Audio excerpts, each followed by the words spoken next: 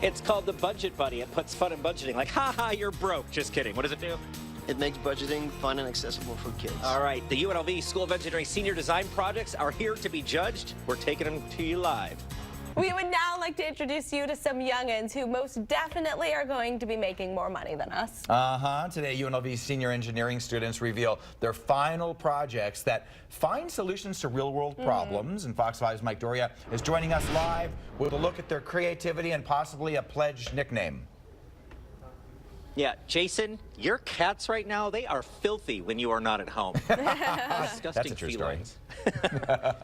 It probably is a true story, but not the point here. Barry, come over here and tell us what we're looking at, other than blinds. I know that, but this is no, all right, can't even engineer a live shot here. All right, so these are automatic kind of thing. What's going on? Yeah, so we have basically an energy-efficient solution to window blinds, and so they're going to open and close automatically depending on the light in the room and the occupancy of the room. And so here, if we put light in the room, we can demonstrate that they're going to open automatically when there's motion. And so, oh my gosh. You've just solved every morning reporter and anchor's problem of going to sleep in the afternoon. Exactly. Now that you take your nap, you're still, and they'll close automatically. A+ for these guys. I love it. Keep working on it. And now we're going to take you outside.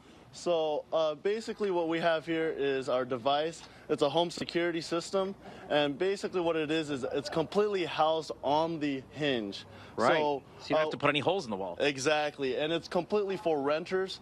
We're trying to make sure that it's cheap, and what happens is once the deadbolt actually breaks or the door gets through, what usually happens is the deadbolt goes through. Yep. But now the criminal will now have to reach on the other side of the door to disengage this lock to get in the door. So he's pushing right now. Push harder and see what happens.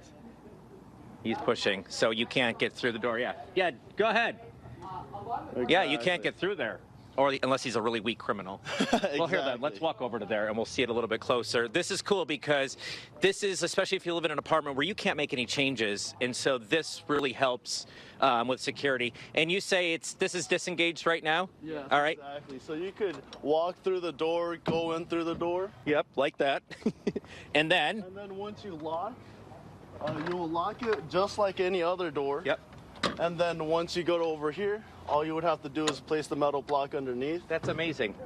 And then once this side breaks, now the criminal will have to reach on all the way on the other side. And unless he's got gadget arms, he ain't getting around that. Exactly. Yeah. There's and this no is pretty, possible... you guys, this is pretty sturdy. Exactly. This is great. Excellent job. Kelly Clarkson! Kelly Clarkson. It's still not working. I don't know if I've got the right posture. I don't even know what I'm doing over here. It's called the Spot Buddy, and all I know is I can't lift a thing. Come on over here, Brial. He designed this. Look at the guns on you. Did you move this weight bench in here? Of course. Why can't I move it? You gotta become a mechanical engineer. Oh, all right. Well, pencil me in for next weekend when I'll become a mechanical engineer. All right, it's called the Spot Buddy. Tell me how it works. So basically it works just like a seatbelt. It's a safety mechanism. It works just like a seatbelt. Yes. Okay. So when you tug on it really quick, it locks, right? Oh. So it works the same way. When the weight falls, it'll lock. So, like, if you're one of those meatheads at the gym who's lifting way more than he probably should, this is where it kind of comes in and locks, so it can't. Yes. Okay. So the Spot Buddy, you said it works just like a seatbelt. It locks as soon as it feels like maybe they don't have a grip or they're going to be in a lot of trouble. Yeah. Yeah. Mm-hmm. This is pretty cool. So it's a real-world problem. It could be out on the market today, and we're going to find out if you win next Thursday, right, when the awards come on? Next Thursday. All right, 1 + sin pi. Who the hell am I kidding? I don't understand trig calculus. But listen, they built a shuttle. Yes, senior design students here with UNLV's engineering program built a shuttle that could be reusable in space. Why did I get a stupid journalism degree? Because that's all you could qualify for, Doria. And that's Dave, all any of us could. And Dave Hall, where are these students from? UNLV, hey, listen, that UNLV engineering department, Yes. they built, of course, Haley's Hands. Haley's Hands, and Can we yes. send Doria and that rocket off to somewhere? They might. Hey, we have a long morning, so you never know. He might be there. Pluto, Doria, collision course. Let's go. Fox 5's Mike Doria there with that look at their great projects. We're excited about this one. I mean, I didn't know I was going to need a PhD to come in here and figure out what they're talking about. This is Nikki, and she's built Astrid, which stands for Air and Space Thermal Rocket Engine with Turbojet. Yes, so it's basically a reusable space plane, which is the entire gist of the project is what it encompasses. Now, you can, when you say space plane, for commercial airlines? Eventually, yeah. Are they going to charge for overhead luggage too, like the rest of them do? Most definitely. Okay, great. Well, But this flight is going to be about like $15,000, Yeah. approximately. So. the idea here is it's reusable. So right now NASA has a one-off space shuttle, and you're going to make a reusable one. Yes, we are. All right. So should we get inside? Yes, we should. This is amazing. So they spent the summer building this in their garage. Hold on, she's got to open the door because it's like a hatch. Dennis is in there. Dennis is from Russia. Hi, Dennis. And we're going to take off here. So they have a whole simulator in here, right? Already they're going to win. All right, you tell me what to do. All right, we'll bring up your Joystick. Okay. And start the engines by pressing this button. Okay. Whoa. Bring up the throttle. All right. That's pushing up, right? Yeah, push up. All right. And just leave it there. Okay. And now you're going to pull back on your joystick. Oh my and you're goodness. going to go up. Now, are we There able you to? go. Oh, look, we're taking off. Yes, we are. Okay, so their assignment was to come up with a solution to a real-world problem. Yes, and today we get to see exactly what the UNLV senior engineering students designed for their final projects. They are all on display over at the campus, and Fox 5's Mike Doria is hanging out with them this morning, checking out their cool projects. Go Rebels! Yeah.